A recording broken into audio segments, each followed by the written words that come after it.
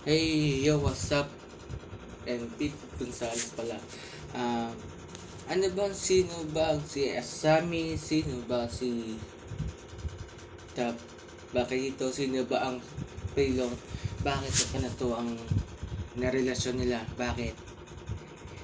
Kasi nilaloko nila ang sarili ng mundo.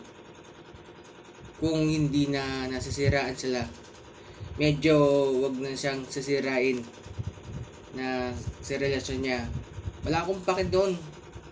Kahit ang ganggang ko, saan niya yan mapupunta?